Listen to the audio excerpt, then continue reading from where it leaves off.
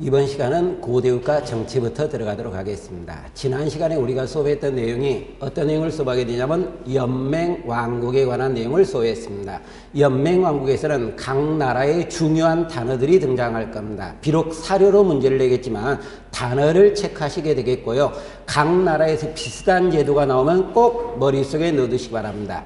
부여에서 결혼제도가 뭐가 있습니까? 형사치수제도가 있죠. 고구려는 뭐가 있습니까? 서옥제가 있죠. 옥조에는 민면의제, 이런 것들을 비교하면서 보시란 이야기입니다. 자, 그러면 이번 시간에서 고대국가 정치편을 들어가도록 합니다. 그러면 고대국가를 우리가 다른 말로 중앙집권적 국가라고 이야기를 하는데요. 우리나라에서 정치적 지배자가 등장하는 것은 군장국가입니다. 그러면 칠판에서부터 군장국가, 연맹왕국, 고대국가 차이점을 우리가 공부하도록 하겠습니다. 청동기의 문화를 기반했던 국가로 나오게 되는 게 우리가 군장국가라고 이야기를 하게 되겠고요. 철기 문화를 기반으로 나왔던 국가는 연맹왕국이라고 이야기를 하겠고, 이것이 좀 더 발달하면서 고대국가로 성장을 하게 됩니다. 그러면 이 국가의 개념들을 각기 이해하시게 되는데, 그래도 시험 문제에서 조금이라 나올 가능성이 등장하는 게 이 고대국가 개념입니다. 이것을 좀 머릿속에 넣어달라는 이야기예요. 자주 등장하지 않지만 그래도 어느 정도 공부할 필요가 있고, 고대국가 왕들 업적을 이해하는데 이 고대국가 개념은 일부 도움을 주게 될 겁니다. 그러면 우리가 군장국가라고 이야기를 하는데, 군장국가는 어떻게 되느냐? 예를 들어 5개 국가가 있다고 이야기를 합시다. 이런 5개 국가가 있는데 5개와는 완전히 연결성이 하나도 없습니다. 별개로 놀고 있는 거예요. 그러면서 각기 자기적을 통치하고 있다. 그리고 국가도 5개입니다.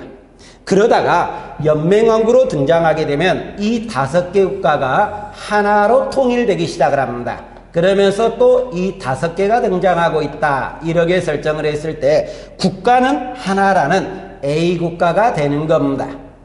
그 A국가가 되는 거고, 이 연맹왕국의 가장 두드러진 특징이라는 게 왕국이잖아요, 결론적으로요. 그래서 뭐가 등장합니까? 왕이 등장하고 있다는 거예요. 그러면 그 왕이란 사람은 어떤 사람 오느냐? 이 가운데 사람을 왕으로 보자는 이야기예요.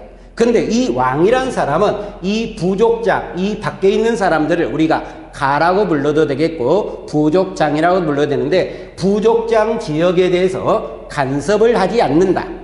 별개로 각기 통치하는 거예요. 그러니까 군장국가도 별개로 통치한다는 개념은 똑같지만 국가가 몇 개로 통합이 된 겁니까? 하나로 통합이 된 거예요, 결론적으로요. 이러면서 왕이 등장하고 있다. 그러나 여기서 우리가 공부하게 되는 왕권은 굉장히 약하다는 거예요. 왜 약하냐면 부족장의 선거에 의해서 왕이 등장할 수 있지만 부족장의 회의를 통해서 왕이 폐위될 수 있는 거예요. 그러면 조금 전에 이야기했던 부족장들이 각기 통제한다는 의미를 우리가 교재에서 언급이 되는 거에 부여에 가면 뭐가 나옵니까? 사출도가 등장해요. 이것이 별개로 통치하고 있었다. 그러나 국가는 하나란 이야기예요. 그러면 여기서 우리가 잠깐 생각해 봅시다. 연맹왕국 단일의 국가로 교과서에 나오는 게 부여가 등장하게 됩니다. 부여에서 이주했던 민족인 주몽이 건국했던 국가를 우리가 고구려라고 이야기를 하게 돼 있죠. 동해안에 가면 옥저나 동해가 등장하게 됩니다. 근데 이 옥저나 동해는 연맹왕국이라고 보기는 좀 어려워요. 왜 그러냐면 우리가 왕이 등장하지 않았다는 거예요. 그래서 정확히 말하면 국가 단계는 군장국가 단계의 국가로 보게 되는 겁니다. 남부지방에 나왔던 국가, 하나국가가 뭐가 나옵니까? 우리가 삼한이라고 이야기를 해요. 근데 이 삼한에는 국가가 석삼자죠, 결론적으로요. 한이 몇 개다? 3개라는 의미에서 우리가 이야기를 하는 게 경기도와 충청도 지방, 전라도 지방을 포함하고 있는 국가를 마한이라고 이야기를 하겠고, 경상북도에 있었던 국가, 진안이라고 이야기를 한다든가, 경상남도에 있었던 국가, 뭐라고 합니까? 변안이라고 이야기를 하고 있다. 이런 국가가 크게 5개가 등장하지만 이 2개 국가는 이쪽으로 넘어가는 국가입니다. 그래서 연맹왕국이 아니라 군장국가라고 이야기를 하는 거예요. 그래서 여러분 교재에서 이야기를 할 때 이 국가를 설명할 때 연맹왕국으로 설명하지 않아요. 뭐로 설명합니까? 여러 나라의 성장. 즉 연맹왕국가 뭐가 있습니까? 군장국가이기 때문에 연맹왕국으로 쓰지 않고 여러 나라의 성장으로 보고 있다. 이렇게 보시면 되는 거예요. 그러다가 고대국가로 넘어간다고 이야기를 합시다.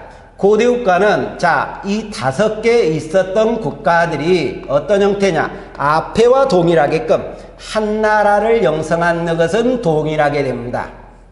그러나 차이점이라고 이야기를 하면 여기 변두리를 지키고 있던 가들이 있었죠. 가들이 중앙으로 들어가기 시작을 하게 됩니다.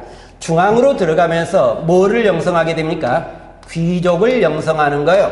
그래서 우리가 교재상으로 중앙귀족이라는 단어가 나올 때는 고대국가부터 나오기 시작을 합니다. 당연히 고려와 조선도 있을 거예요, 결론적으로. 그러나 연맹왕 때는 귀족이라는 단어가 설정되지 않는다. 중앙귀족이 설정되지 않는다. 그러면 중앙으로 올라가다 보니까 우리가 이 변두리를 잇고 있던 귀족이 지키고 있던 지역, 부족장이라고 되겠죠. 이 사람이 지키고 있던 지역은 결론 통치력이 미치지 않는다는 이야기예요. 그래서 왕은 이 지역을 관리하기 위해서 무엇을 파견합니까? 우리가 지방관을 파견하고 있었다. 그래서 고대국가 단원에서 처음으로 지방관 파견이라는 게 등장하게 됩니다. 그러면 이 고대국가에서 가장 중요한 특징이라고 이야기를 하는 게 우리가 이야기를 하는 게 왕권이 강화됐다고 이야기를 하는 거예요. 이 왕권 강화가 고대국가 개념이고 여러분 교재에서 연맹왕 개념과 고대국가 개념을 잠깐 구분해 놨습니다. 그것을 보면서 설명하도록 합니다. 먼저 연맹왕 점이 몇 개가 있습니까? 3개가 있죠. 서서히 보면서 이야기하도록 합니다. 첫 번째, 국왕은 부족장의 선거에서 선출된다. 왕은 부족장의 선거에서 선출된다 그랬죠. 또는 부족장회를 통해서 폐위될 수 있다. 이래서 왕권 약화라 그랬어요. 두 번째로 나오다 보니까 부족장은 지방에서 독립적 권력을 행사하고 있다. 이 말은 뭐냐면 부족장들은 자기적을 통치하고 있다. 우리가 부여에서 보는 어느 단어와 동일합니까? 사출도와 동일한 단어를 띠게 돼 있죠. 이렇게 보겠고, 세 번째, 부족장은 지방의 관리를 파견한다든가 군대를 파견해서 지배하고 있었다. 단 이 부족장은 자기 지방을 지배하기 위해서 관리는 파견하지만 고대국가에서 말하는 지방관은 아니라고 이야기를 하게 됩니다. 혼동하지 마시기 바랍니다. 그러면 우리가 중앙집권국가, 고대국가 개념을 설정하도록 합니다. 그러면 우리가 고대국가 개념이라고 이야기를 하게 되는데 첫 번째 개념으로 이야기를 하면 왕위가 어쨌다는 이야기입니까? 세습했다는 이야기예요. 왕위 세습은 처음에는 형제 세습이었어요. 그 다음에 부자 세습으로 좀 더 발달하게 됩니다. 통일신라 발해에 가서 장자 세습 원칙으로 넘어가게 됩니다. 이 장자 세습은 고려와 조선 후 그대로 계승되기 시작을 합니다. 두 번째로 나오게 되는 게 부족장은 중앙 귀족에 편입이 되고 있다. 이런 말이 등장하고, 세 번째, 이 귀족이라든가 왕은 자기 지배권을 유지하기 위해서 무엇을 설정하기 시작을 하게 됩니까? 신분제도를 만들어내게 되겠죠. 이 신분제도라는 것은 엄격한 신분제도라고 이야기를 하는 거예요, 결론적으로. 그런데 우리 교재상으로 우리가 보다 보면은 신분제도가 나오는 국가, 고대국가에서는 신라밖에 현재 설정하지 않습니다.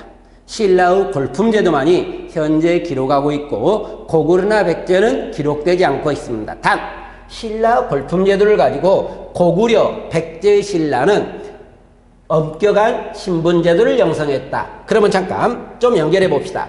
우리가 고대국가로 형성 발전했던 나라는 이 고구려는 고대국가로 그대로 가기 시작을 하겠고, 그 다음에 마한 지역에서 고대국가 성장한 나라는 백제라고 이야기를 해요.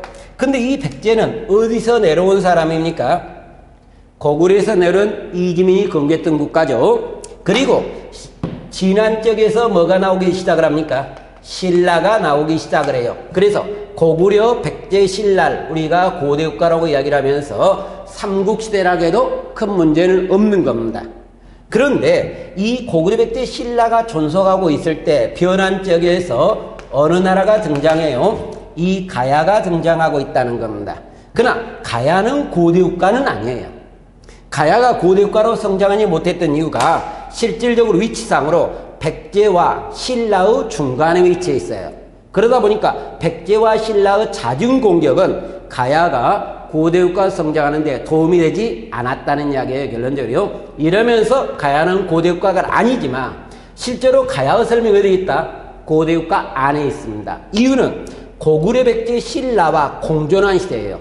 다시 앞으로 가면 이 옥저나 동해는 연맹왕국은 아니라 그랬죠. 그런데 왜 여기에 들어있다? 고구려 백제와 즉 이 연맹국가와 공존했던 시대입니다. 그래서 옥저와 동해를 연맹왕국과 같이 언급을 하고 있지만 연맹왕국은 아니라 그랬죠. 결론적으로요. 점 네 번째로 갑니다. 그러면 관료지를 정비하면서 율령을 반포하고 있다. 율령은 귀족들이나 왕들이 자기 지배력을 유지하기 위해서 만들어놨던 뭐라고 이야기를 합니까?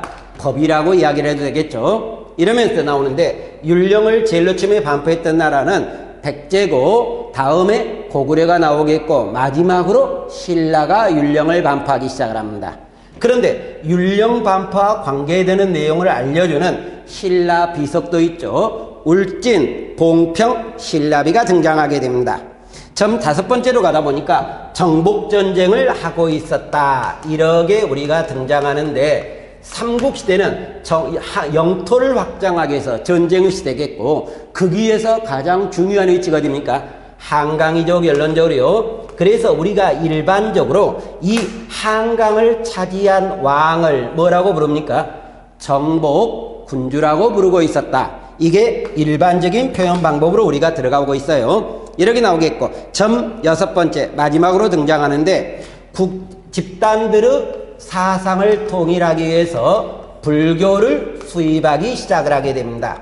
근데 이 불교성은 국민의 사상을 통일해서 어디 쪽으로 가는 겁니까?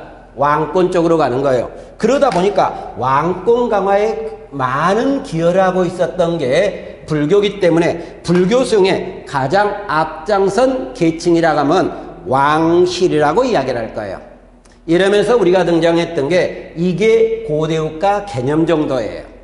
고대국가 개념은 자주는 문제는 나오지 않는다 그랬지만 고대국가를 이해하는 데 도움이 되는 단원이기 때문에 어느 정도 설정은 해달라고 이야기를 하게 되는 겁니다. 자, 그러면서 나오게 되겠고 02번에 가다 보니까 삼국의 발전이 언급이 되고 있네요. 그러면 우리가 삼국이라고 이야기를 하는데 고구려, 백제, 신라로 넘어가기 시작을 합니다. 그러면 삼국이라고 이야기를 하게 되는데 삼국시대는 고구려, 백제, 신라라고 이야기를 하게 되는데요. 그럼 먼저 우리나라의 고구려에 관한 내용으로 들어가도록 합시다. 고구려를 건립한 사람 누구가 건립하게 됩니까? 고구려를 건립했던 주몽. 자, 몇 년 전 드라마에서는 송일국이가 주몽으로 나왔을 거로 생각을 하는데요. 이 사람은 어디서 있었던 사람이다? 부여에서 금화 왕의 아들 개념을 띠는 사람이잖아요. 근데 왕이 쟁탈전에서 밀려나서 고구려 쪽으로 내려오기 시작을 합니다. 이때 내려올 때는 졸본지방이 되겠지만요. 자, 이 내려온 이주민 집단과 그 다음에 압록강 중류에 살고 있는 어느 민족이에요? 토착민이죠. 이 두 세력이 연합해서 국가를 건립한 게 우리가 고구려라고 이야기를 하게 됩니다. 자, 이러면서 나오다가 초기 수도라고 이야기를 하는데 고구려 초기 수도는 어디라 그랬습니까? 졸본지방이에요. 결론적으로요. 우리가 쉽게 말하면 주몽이 내려왔던 지방은 졸본이라고 이야기를 하는 거예요. 그러다가 서력기원을 전후한 시기에 어디로 이동한다? 국내성으로 이동한다고 이야기를 합니다. 근데 이 국내성이라는 곳은 어떤 적이냐? 선진문화가 들어오는 길목에 있는 거예요. 그래서 고구려는 선진문화성에 굉장히 도움을 많이 받고 있었다. 그러다가 타조왕 때 고대국가 기틀을 마련한다고 이야기를 합니다. 근데 타조왕은 다시 뒤로 다음 강에서 수업을 하겠지만 고구려 발전관위에 제일로 먼저 수업을 하게 될 겁니다. 그러면 여기서 잠깐 날개 쪽으로 들어가기 위해서 고구려를 건립한 사람이 누구라 그랬습니까? 주몽이라 그랬죠. 근데 주몽은 어디서 내려온 사람? 부여에서 내려왔던 이주민이라 그랬어요. 그래서 고구려 건국에 관한 내용의 사료를 보기 위해서 여러분 교재 날개 쪽에 가면 고구려 건국이라고 해서 네모 1번과 네모 2번이 있습니다. 근데 네모 2번을 잠깐 보도록 합니다. 네모 2번의 출처를 보다 보니까 광개토장 비문이라고 이야기를 하는데요. 광개토장 비문에는 고구려 건국 내용을 기록하고 있어요. 읽도록 하겠습니다.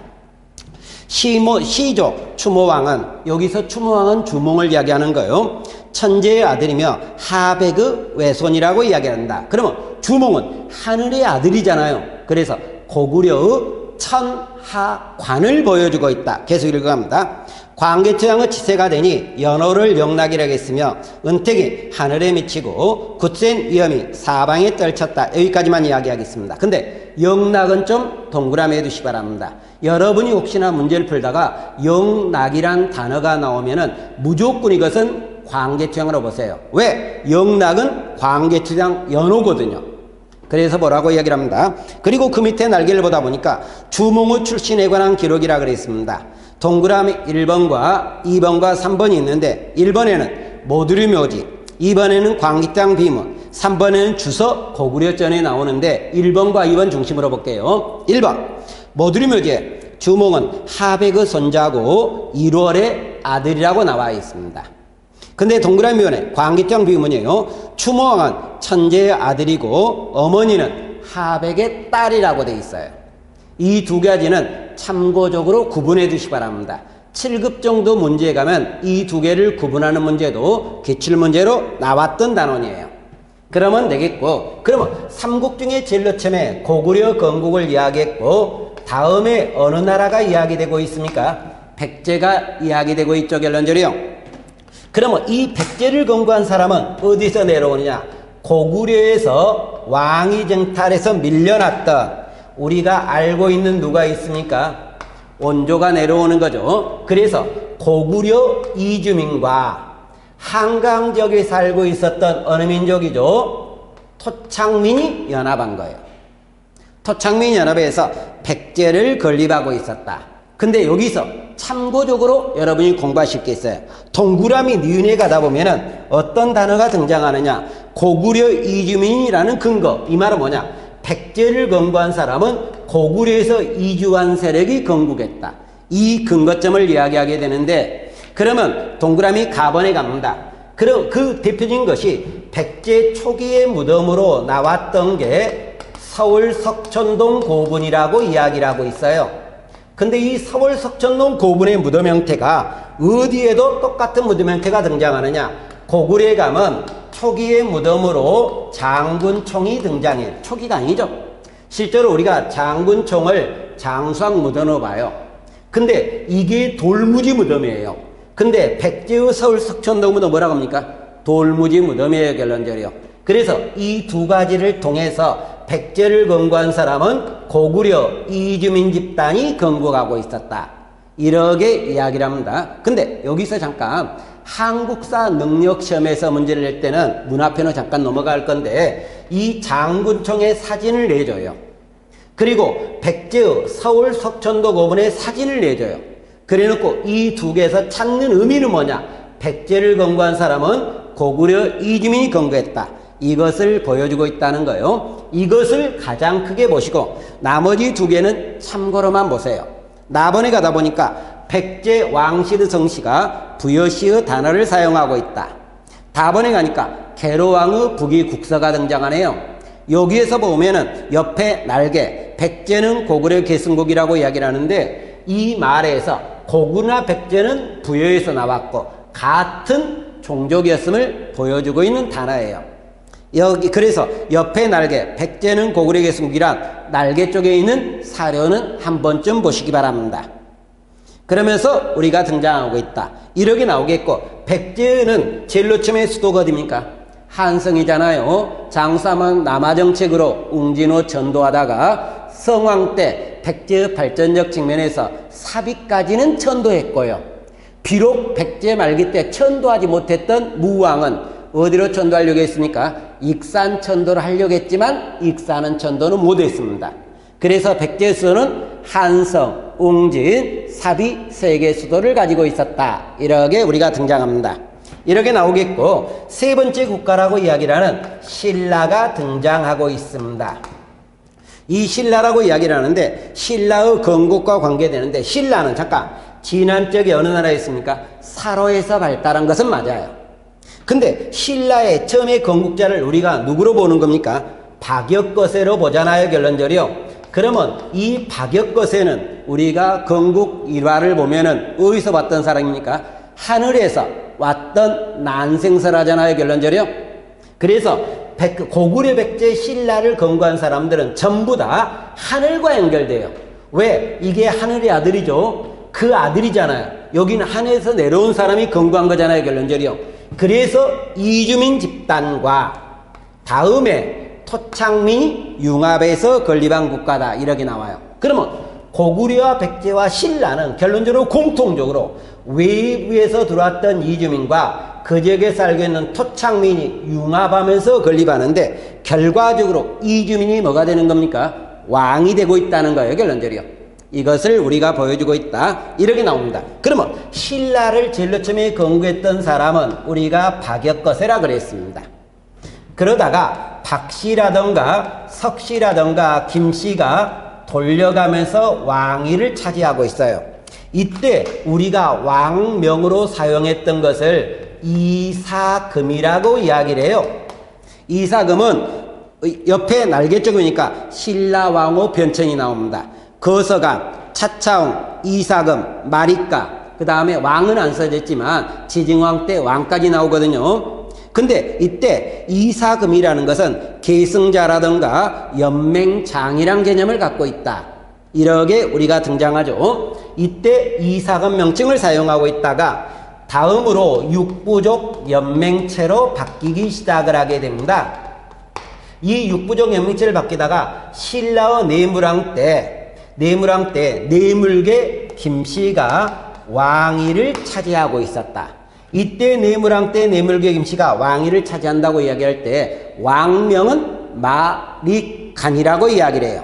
이 마리간 의미는 대수장의 의미를 갖고 있다, 또는 여러분 책에 대군장 의미를 갖는다고 되어 있잖아요. 근데 이 내무랑 업적을 들어가야 될 건데, 이 내무랑 업적도 고구려의 태조왕은 고구려 발전에서 본다고 하듯이 백제는 고유왕이 있는데 고유왕도 백제 발전에서 봐요.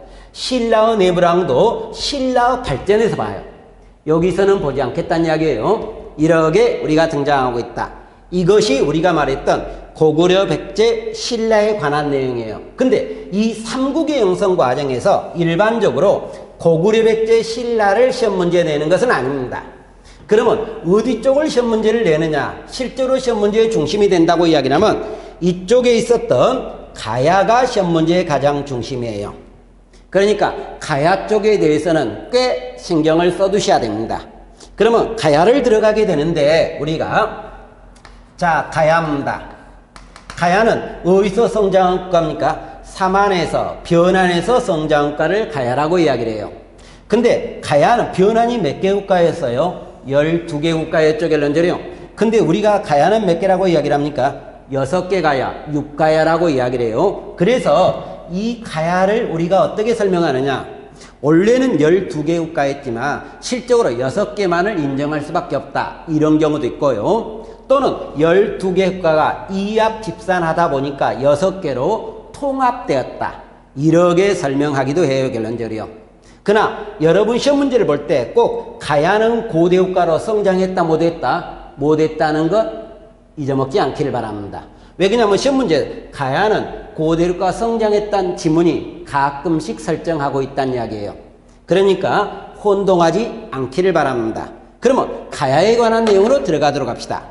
가야에서 정치적 집단이 등장하기 시작을 한 것은 2세기 때 정치적 집단이 등장하고 있어요. 그리고 3세기 무렵에 갑니다. 3세기 무렵에 가다 보니까 금강가야가 나와요. 이 금강가야라고 이야기를 하는데 금강가야 위치가 어느 지방입니까? 김해지방이죠, 결론적으로. 그래서 김해지방을 중심으로 해서 금강가야가 나오고 있다. 김해인데 해자가 어느 나라입니까? 바다의 자죠, 결론적으로. 그래서 바닷가에 위치한 국가였다. 해안지방이 위치한 국가죠. 그래서 해상맥이 꽤나 발달했다고 이야기를 하겠고 일본 문화 발전에 커다란 영향을 주었던 국가라고 이야기를 하면 그게 금강가야라고 이야기를 해요. 근데 이 금강가야가 전기가야 연맹을 형성하기 시작을 하게 됩니다. 전기가야 연맹을 형성하는데 그게 3세기 무렵으로 본다. 근데 이때 금강가야를 건립한 사람을 우리가 누구라고 이야기를 한다? 김수로 왕이라고 이야기를 해요. 영화배우 김수로가 아니네요. 김수로 왕이라고 이야기를 하고 있다. 근데 이 김수로 왕이란 사람이 건립했다든가 또는 옆에 보다 보니까 뇌질청해라고 되어 있죠. 시험 문제에서 뇌질청해라고 나온 경우도 있습니다. 김수로 왕이라는 것은 모든 사람이 다 아니까요. 뇌질청해로 쓰는 경우도 있다. 이렇게 등장하고 있는 거예요. 정기가연맹에서 형성했던 게 3세기 무렵이라고 이야기를 한다. 4세기 초무렵에 들어가기 시작을 하게 됩니다. 이 4세기 초무렵에는 자 어떤 형태가 나오느냐. 백제가 커지는 거죠. 백제가 커지고 신라가 커집니다. 그러면 가야 세력은 어떻게 됩니까? 가운데에 끼어 있으니까 굉장히 약화성을 띠게 될 거 아니에요. 결론적으로요. 그래서 약화되고 있었다. 이렇게 우리가 등장하다가 4세기 말에서 5세기 초무렵에 등장하게 됩니다. 이때 고구려와 누구의 공격을 받아요? 신라의 공격을 받기 시작을 합니다. 그래서 정기가야 연맹의 세력이 무지하게 꽤나 약화되고 있었다. 그런데 왜 그러냐? 가야는 지금 뭡니까? 연맹체로 구성된 거죠. 근데 이 말은 좀 더 이야기를 하면 이겁니다. 가야가 누구하고 손을 잡아요? 일본, 왜라고 이야기를 하겠지만 왜와 손을 잡고 여기에다가 더 묶으면은 백제도 묶을 수 있습니다. 그러나 백제를 뺀다고 이야기를 하고 이 세력이 연합해서 신라를 공격에 들어갑니다. 근데 이때 신라는 그것을 막을 여유가 없어요. 그러니까 누구한테 군사적 도움을 요청한다? 고구려 광개투장한테 군사적 도움을 요청해요. 그러니까 고구려 광개투장이 5만의 군대를 보내요. 그러면서 가야까지 깨버리는 거예요.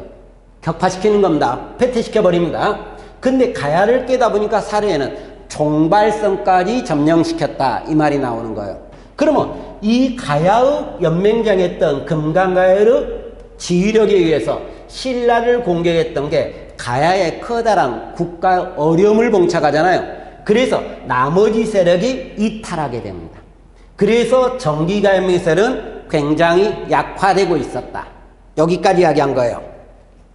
그러다가 5세기 후반으로 넘어가게 됩니다. 5세기 후반에 어느 가야가 연맹장으로 바뀌느냐? 대가야가 연맹장으로 바뀌는데 이 대가야가 고령지방입니다. 그러면 잠깐요. 여기 금강가야는 어디 지방에 있는 국가라 그랬습니까? 경상도 해안지방에 있다 그랬잖아요. 근데 여기는 내륙지방에 있는 겁니다. 그러면서 이게 어떤 가야냐? 후기 가야 연맹을 주도하기 시작을 하게 됩니다. 그래서 후기 가야 연맹장이 되었다고 이야기를 하는데 연맹장이 될 수 있는 배경은 조금 전에 고구려와 신라의 공격을 거의 안 받았던 지방이란 이야기예요. 그래서 여기를 중심으로 해서 후기가야 연맹이 등장하고 있다. 근데 이 후기가야 연맹에서 잠깐 봐두실 게 뭘 봐두냐? 금강가야를 건립한 사람이 누구라 그랬습니까? 김수로 왕이라든가 뇌질청해라 그랬죠. 근데 대가야를 건립한 사람을 누구라고 이야기를 하느냐? 여러분 교재 보면 이진아시 왕이라고 돼 있죠. 또는 뇌질 주일이라고 돼 있죠. 그래서 우리가 일반적으로 모르는 이름으로 나오게 되는 게 김수로를 빼고 이 뇌질청해라든가 이진아시왕 뇌질주일이 나오죠. 그래서 시험 문제를 낼 때는 이 단어와 이 단어를 중심으로 하면서 금강가야냐 대가야냐 이쪽으로 시험 문제를 내고 있다는 거예요. 거기에 맞춰서 여러분도 공부를 하셔야 된다는 이야기예요. 자, 그러면서 5세기 반에 여기가 주도권, 즉 대가야가 주도권을 점하게 됩니다. 그러면서 동그라미 나에 가다 보니까 남제로부터 보국장국 봉국왕이라는 나름대로 책봉까지 받아요. 근데 그것은 굉장히 깊게 나와 있는 내용이니까 신경은 안 써도 될 것 같습니다. 이러다가 6세기 무렵에 가면서 어느 정도 고구려나 고구려를 빼고 백제나 신라와 대등한 세력을 점하고 있었다. 대등세를 점하는 게 6세기 무렵이라고 이야기를 하게 됩니다. 그런데 522년 여기서 잠깐 좀 더 깊어진 내용인데 522년에 이 대가야는 누구와 결혼 동맹을 하느냐? 신라 버붕왕과 결혼 동맹을 체결하기 시작을 하게 됩니다. 그리고 532년에 어느 나라가 멸망을 하게 되느냐? 잠깐, 우리가 김수로가 건립했던 금강가해가 있죠. 이 나라가 신라의 공격으로 멸망을 합니다. 이때 신라 누구의 공격이에요?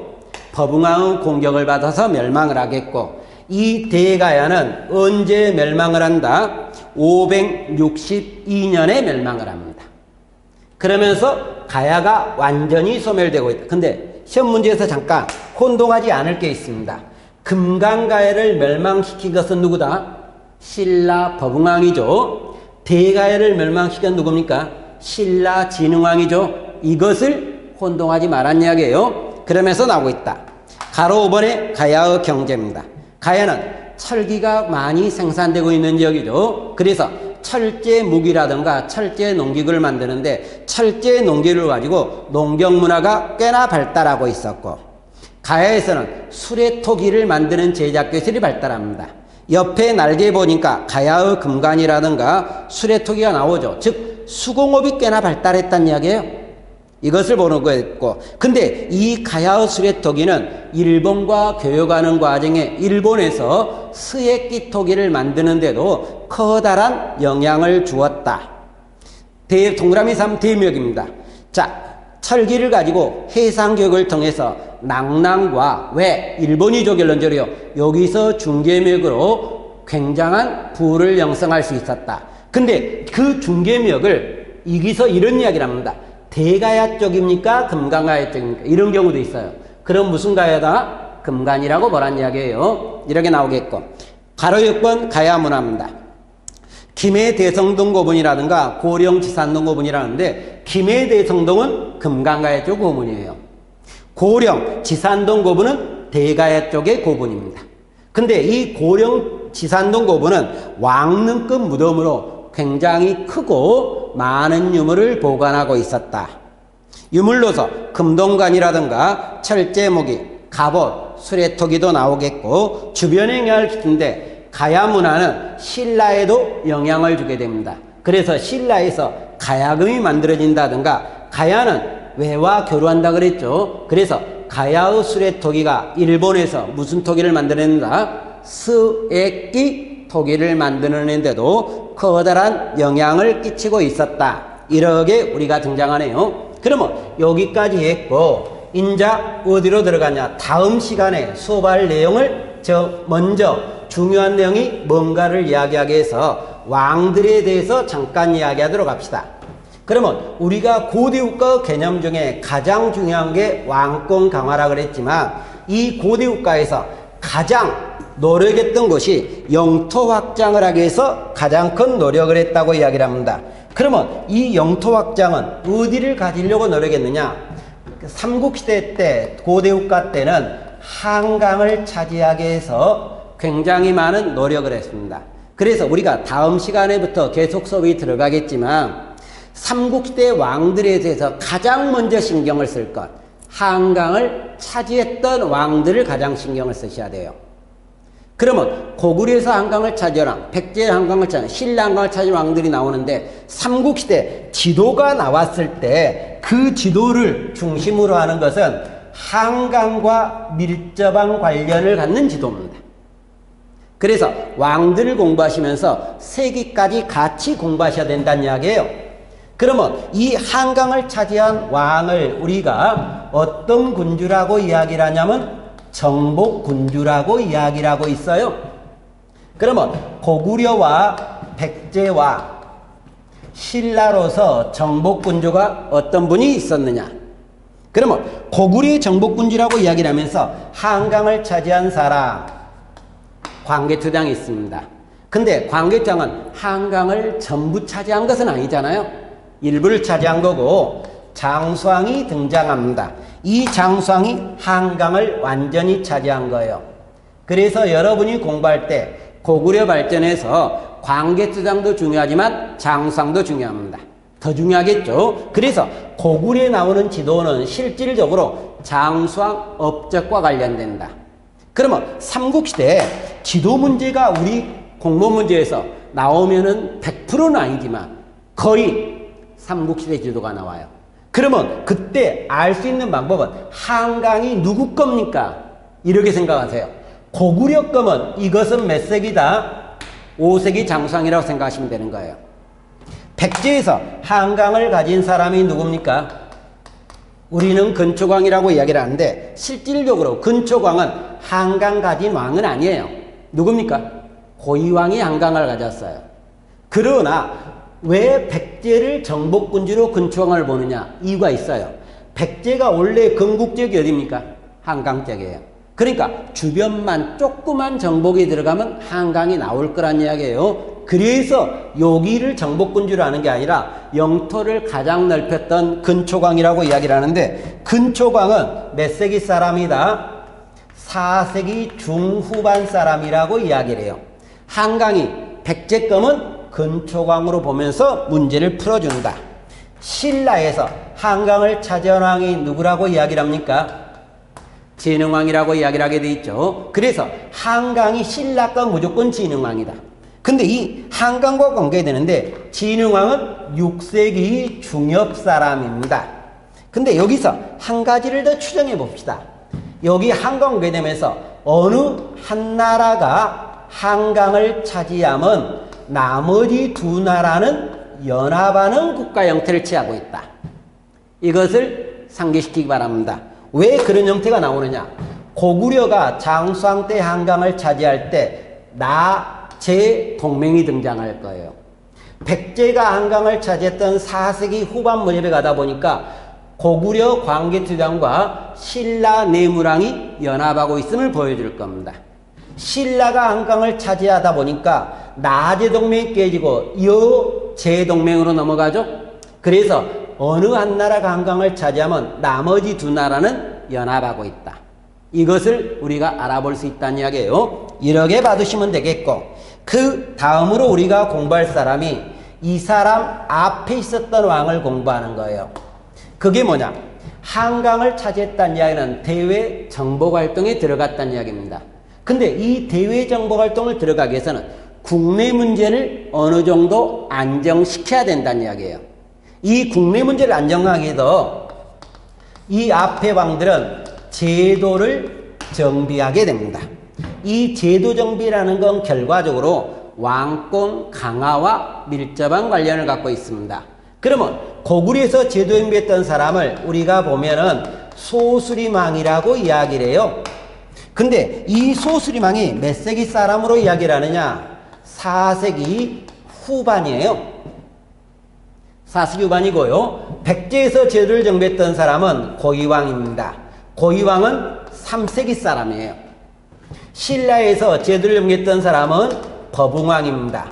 법흥왕은 6세기 전반 사람으로 우리가 보게 됩니다. 그래서 이 사람들의 제도 정비를 바탕으로 해서 다음 왕들은 무엇을 했다? 영토 확장을 했다. 근데 여러분들이 공부할 것, 여기 왕 지금 몇 왕들이 등장합니까? 7왕이 등장하고 있죠. 근데 이 7왕은 처음부터 끝까지 다 보셔야 됩니다. 시험 문제에 거의 90% 정도에 가깝게끔 왕들은 이 사람을 중심으로 한다. 그러면 이 사람을 빼고 나머지 참고 사람이 등장하고 있어요. 그러면 우리가 참고할 사람으로 등장한다. 그러면 고구려에서 참고할 사람으로 나오게 되는 게 미천왕이 등장하게 됩니다. 미천왕은 우리가 서한평을 공격했고 낭랑을 복속했고 고조선의 땅을 회복했다고 하는 미천왕이에요. 참고론이에요. 백제에서 참고로 등장한 사람은 문영왕이 등장한다던가 성왕이 등장하게 됩니다. 근데 원래 문영왕과 성왕은 문제를 내는 시각이 조금 달라져요. 어떤 차이점을 띠느냐? 성왕이란 사람은 일반적으로 어디 쪽에서 문제를 더 중심으로 하느냐? 그러면 정치편에서 문제를 좀 더 중심으로 합니다. 한강을 일시 차지했다는 면에서 정치편이 중요하신데 여기 문영왕은 어느 쪽에서 더 중심을 띄느냐? 문화 쪽에서 좀 더 중심을 떠요. 이 문형과 관계되는 문화 쪽에 나오는 내용을 우리가 추정하면 여러 문제에서 문화편에 자주 나오는데 양나라에 보냈던 사신을 그렸던 뭐가 있습니까? 족자가 이쪽에 런저리요. 그림이라고 이야기해도 되겠는데 이 양직공도는 여러분 시험 문제 가끔 언급이 되면서 결과적으로 어느 왕 때를 요구합니까? 문영왕의 업적을 물어본다. 그러나 실제로 문제의 중심이 되는 것은 이것을 중심으로 문제를 내고 있거든요. 그러면 이것은 양직공도는 양과 교류한 내용이니까 문화적 교류잖아요. 사회편에서 사진이 나온다마는 이런 문화 쪽에서 본다든가 문영왕의 무덤이 문영왕릉이라고 이야기를 해요. 이 문영왕릉이라고 이야기를 하는데 문영왕릉은 어느 무덤으로 되어 있습니까? 벽돌 무덤으로 되어 있죠. 결론적이요. 그러다 보니까 문영왕의 벽돌 무덤 이것이 문화편에서 문영왕을 내는 문제다. 그래서 문영왕 문제는 거의 이 두 가지로 한정을 하고 있다는 이야기예요. 그러니까 이 두 사람은 참고론이 되겠다 이렇게 등장하겠고 신라에서 참고론으로 등장한 사람이 지증왕이 등장하게 됩니다. 또 한 사람이 누가 있습니까? 내무왕이 등장하고 있죠. 그런데 이 지증왕과 내무왕이라고 이야기를 하는데 이 내무왕 때가 아마 좀 더 중요할 거로 생각을 합니다. 내무왕이 좀 더 중요하고요. 지증왕이 좀 더 중요도가 떨어집니다. 지증왕은 신라랑 국호 쪽을 가지고 문제를 내는 게 더 일반적이고요. 내무왕은 광개토대왕과 연결하면서 누구를 깼다? 왜와 가야의 연합세를 깼던 호우명 그릇 쪽이죠. 결론적이요. 그쪽을 중심으로 한다. 그러면 제가 여러분한테 고대과 왕들에서 이 정도 보시라 그랬는데 요 정도 사람 열 몇 명이 되는 거죠. 이 사람이 실질적으로 어떤 사람이다. 고대과 나오는 왕의 반입니다. 그래서 반을 위주로 공부하는 거다. 이게 다음 시간에 제가 수업할 중심적인 내용입니다. 이번 시간에 여러분이 공부하실 거 결론은 금간과 가야에서 금간하고 대가야 구분하는 것에 가장 큰 비중을 두시면 될 겁니다. 수고하셨습니다.